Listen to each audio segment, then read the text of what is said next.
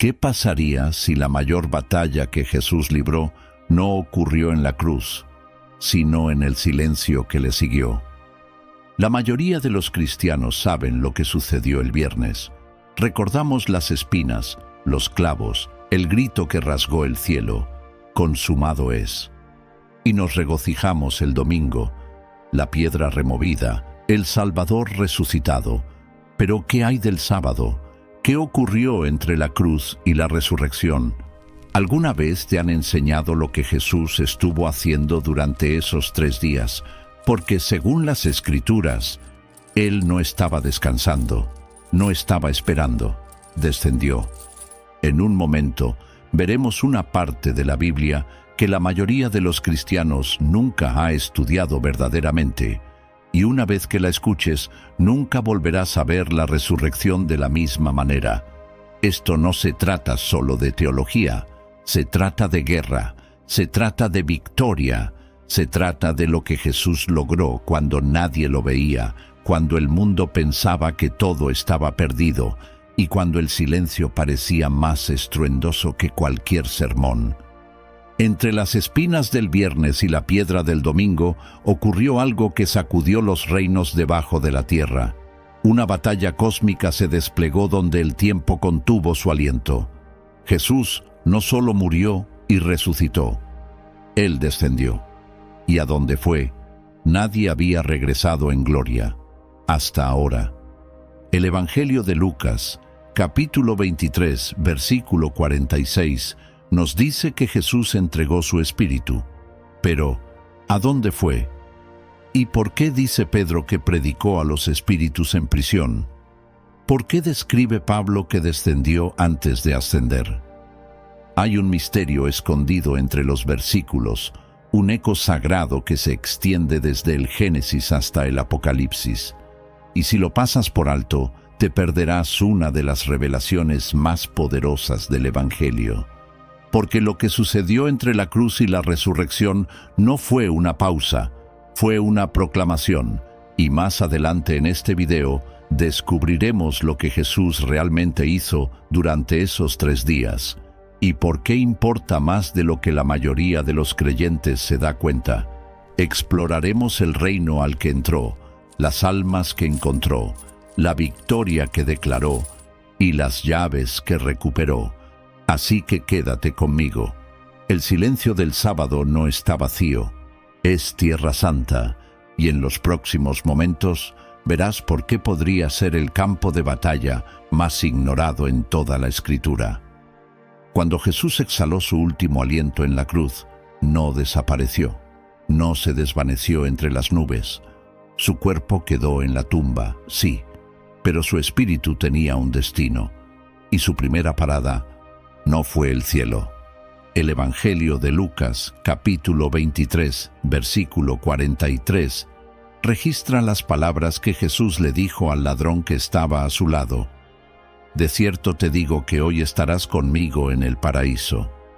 Es uno de los versículos más reconfortantes de las Escrituras, pero también uno de los más malinterpretados. La mayoría asume que paraíso significa cielo, pero bíblicamente la palabra tiene un significado muy distinto. Jesús se refería a algo completamente diferente, un reino que los antiguos judíos conocían muy bien. Un lugar no de castigo, sino de promesa. Un reino que ellos llamaban el seno de Abraham. El Seol no era como el infierno ardiente que imaginamos hoy. Era más bien un vasto reino subterráneo, una sala de espera para las almas. Imagina una gran cámara dividida en 2. Un lado contenía tormento, el otro paz. Un gran abismo se alzaba entre ambos, imposible de cruzar, tal como Jesús lo describió en el Evangelio de Lucas, capítulo 16, versículos 22 al 26. Era un lugar donde los justos y los malvados esperaban, lado a lado, pero por siempre separados.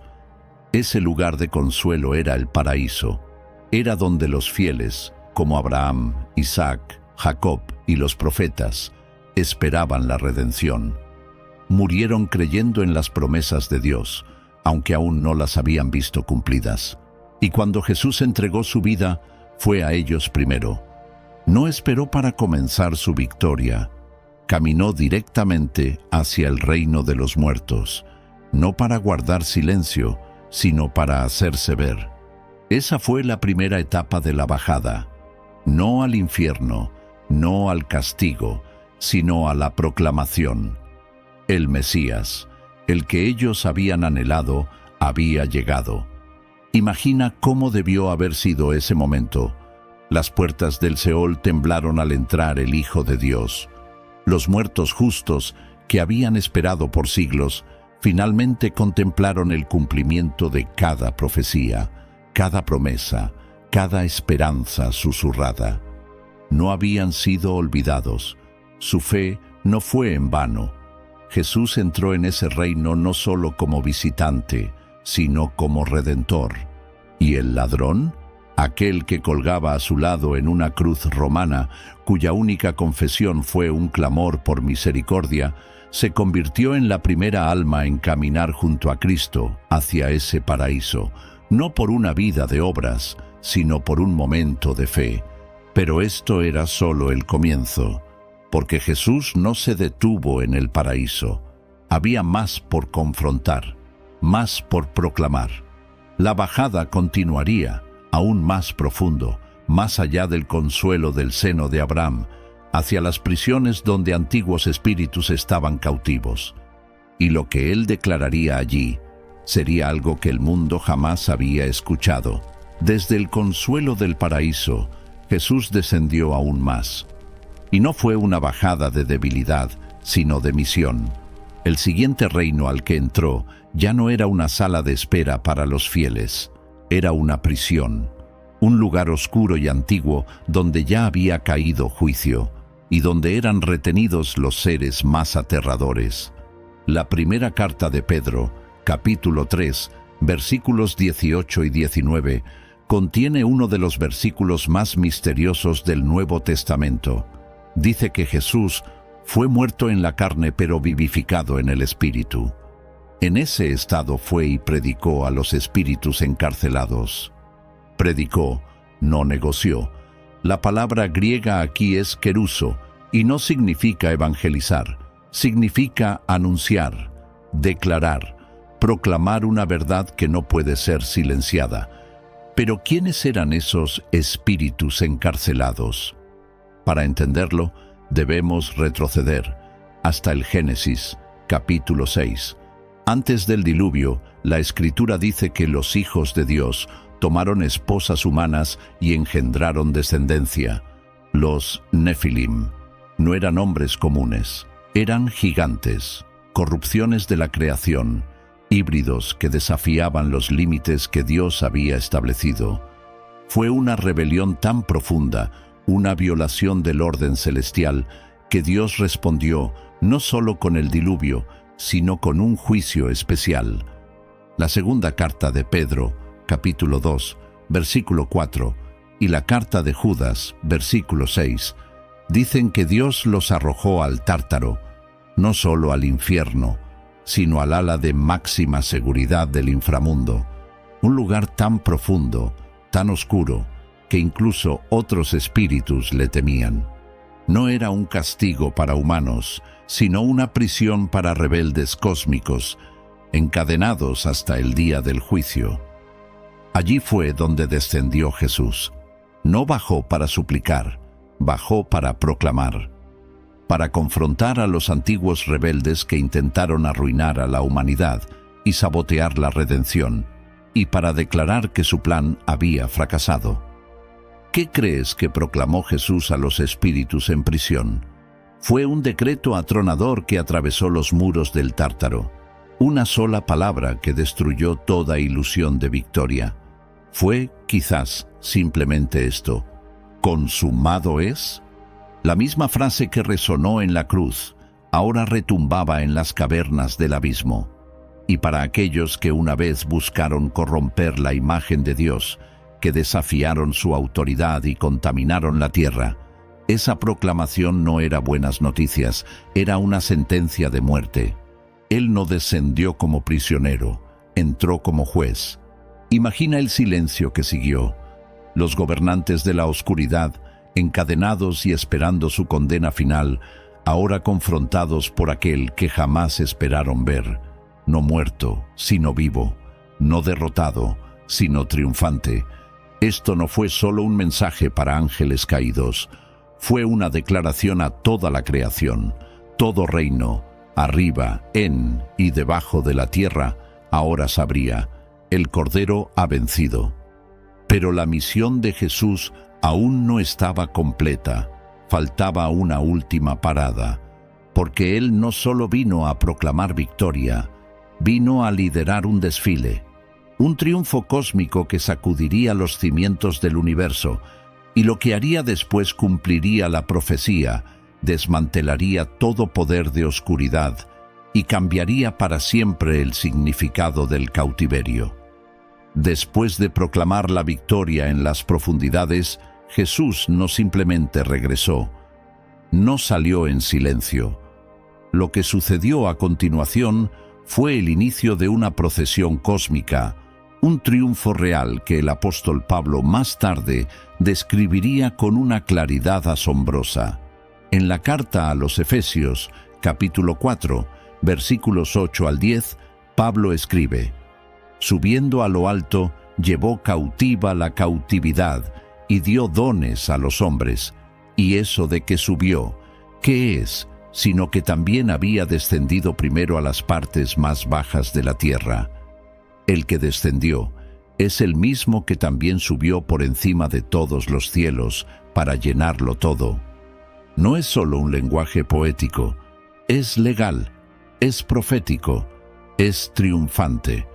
En tiempos romanos, un general conquistador regresaba a la ciudad con un desfile, pero no era solo celebración, era espectáculo. Detrás del líder victorioso marchaban los cautivos, reyes, rebeldes y enemigos derrotados desfilaban por las calles para que todos los vieran. El vencedor no solo era honrado, los vencidos eran avergonzados. Esto fue lo que hizo Jesús en el reino espiritual. En la carta a los Colosenses, capítulo 2, versículo 15, se nos dice: «Desarmó a los principados y a las potestades, y los exhibió públicamente, triunfando sobre ellos en la cruz». El infierno no vio una retirada silenciosa, vio un desfile. Jesús no salió de la tumba en secreto, marchó con las llaves de la muerte en sus manos. La frase «llevó cautiva la cautividad» significa que tomó a aquellos que habían sido retenidos, los justos que esperaban en el paraíso, y los condujo hacia la libertad. También significa que Él tomó la misma cautividad, la muerte, el temor, el juicio, y los hizo sus cautivos. Las cadenas que una vez ataban a la humanidad ahora estaban sujetas al Rey de Gloria. Esto no fue solo una victoria espiritual, fue una victoria judicial. El tribunal cósmico se había reunido. Las acusaciones de Satanás fueron respondidas. La ley fue cumplida. El pecado fue juzgado. Y la sentencia fue ejecutada, no sobre los culpables, sino sobre el Hijo de Dios sin mancha. La tumba, que antes era símbolo de final, se convirtió en una puerta de conquista. Lo que parecía derrota ahora era la mayor reversión en la historia. Y no pierdas esto de vista: los dones que Él dio a los hombres, los dones espirituales que hoy caminamos, la autoridad que ahora llevamos, la libertad en la que vivimos, todo fluye desde este momento, desde esta victoria, desde este descenso y resurrección. Pero la historia aún no ha terminado, porque el momento de todo esto, los 3 días, no fue al azar. Estaba escrito en el tejido de la Escritura mucho antes de que Jesús caminara sobre la tierra. Y si miramos más de cerca, veremos que incluso el silencio tenía un patrón. Y fue profetizado. ¿Por qué 3 días? ¿Por qué no 1? ¿Por qué no una sola noche en la tumba antes de resucitar en gloria? Porque nada en el plan de Dios es accidental. El momento de la resurrección de Jesús No fue un retraso, fue deliberado. Cada hora bajo la piedra fue escrita en el guión de la redención mucho antes de que se alzara la cruz. El mismo Jesús apuntó hacia el patrón. En el Evangelio de Mateo, capítulo 12, versículo 40, él dice: «Porque como estuvo Jonás en el vientre del gran pez 3 días y 3 noches, así estará el Hijo del Hombre en el corazón de la tierra 3 días y 3 noches». Eso no fue una metáfora, fue una marca divina en el tiempo, una profecía escondida a plena vista. Jonás, el profeta renuente, fue tragado por la muerte pero no consumido, y cuando salió, no fue solo supervivencia, fue salvación para toda una ciudad. Ese patrón no fue solo poético, fue profético. Pero hay más. En el libro de Oseas, capítulo 6, versículo 2, se declara: «Nos dará vida después de 2 días. Al tercer día nos resucitará y viviremos delante de él». Estas palabras fueron pronunciadas siglos antes de que Jesús caminara por la tierra, pero resonaban a través del tiempo, apuntando hacia una resurrección que no solo restauraría a un hombre, sino a todos los que creen en él. Y retrocedamos aún más hasta el Génesis, capítulo 22, versículo 4. Abraham, caminando con Isaac, el hijo de la promesa, llegó al lugar del sacrificio al tercer día. Durante 3 días, Isaac fue como muerto en el corazón de su padre. Pero en ese tercer día, Dios proveyó un sustituto, un carnero atrapado en el zarzal, y el hijo fue perdonado.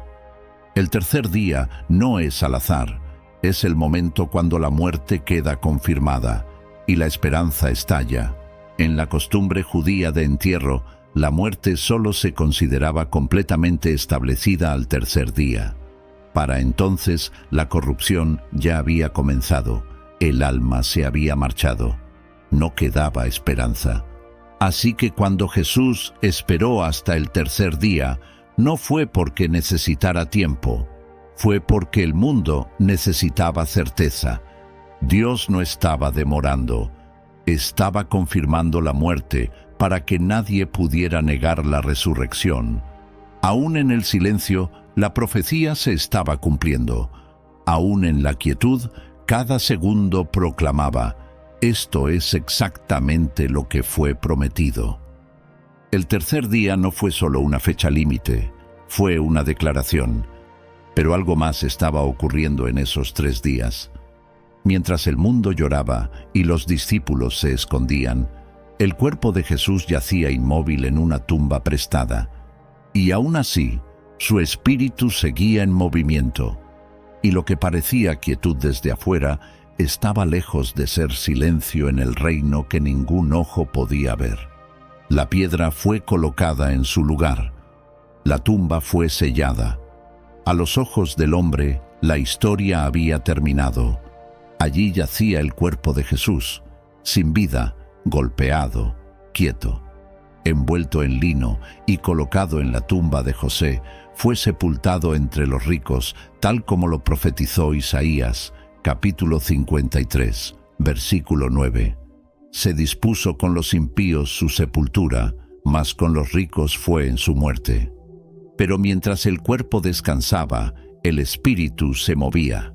El Evangelio de Lucas, capítulo 23, versículo 46, nos dice que Jesús clamó a gran voz: «Padre, en tus manos encomiendo mi espíritu», y con esas palabras su carne se rindió a la muerte, pero su espíritu entró en acción. Lo que parecía quietud era, en verdad, una tormenta en el reino invisible. La tumba no era una prisión, era un pasaje, un umbral entre lo visible y lo invisible, entre lo que los hombres podían comprender y lo que solo el cielo podía conocer. Mientras los soldados hacían guardia afuera, inconscientes, dentro de esa cueva estaba el cuerpo de aquel que acababa de romper la maldición. Este es el misterio de Cristo, totalmente Dios, totalmente hombre. Su naturaleza divina nunca cesó, aun cuando su cuerpo humano descansaba. se sometió a las limitaciones de la mortalidad, no por debilidad, sino por amor, para cumplir la ley, para probar la muerte, para ocupar el lugar de cada pecador, no simbólicamente, sino físicamente. Pero la muerte solo podía tocar su cuerpo, no su autoridad. Y en esas horas silenciosas, entre el entierro y el amanecer, su espíritu estaba llevando a cabo el mayor rescate que el cosmos haya visto jamás. Se movía a través de reinos de sombra y luz, habló a los cautivos, confrontó la oscuridad, cumplió promesas hechas mucho tiempo atrás a los patriarcas, a los profetas, a los fieles que murieron creyendo pero aún no habían visto. Y aún en el silencio, aún en la quietud de una tumba en el jardín, la tierra comenzó a temblar bajo el peso de lo que venía. Los ángeles contenían el aliento. Los demonios recordaban su voz. La creación gemía en anticipación. Porque este no fue un momento pasivo, fue poder envuelto en quietud, trueno escondido bajo lino, gloria velada por piedra. A menudo hablamos de la cruz y celebramos la tumba vacía, pero olvidamos que entre ambas el cielo se movía con propósito. El cordero que fue inmolado ya estaba cumpliendo lo que ningún ojo había visto, ni oído había escuchado, y la iglesia primitiva entendía esto. Ellos no ignoraban el descenso, lo proclamaban, porque sabían lo que muchos hoy han olvidado. Para la iglesia primitiva, el descenso de Cristo no era una especulación, era una verdad sagrada. Mucho antes de que los sermones modernos convirtieran el sábado en un silencio, las primeras generaciones de creyentes sostenían con firmeza una comprensión más profunda, que entre la muerte y la resurrección, Jesús descendió a las profundidades con un propósito divino. Lo ves en el credo de los apóstoles, una de las declaraciones de fe cristianas más antiguas y universalmente aceptadas.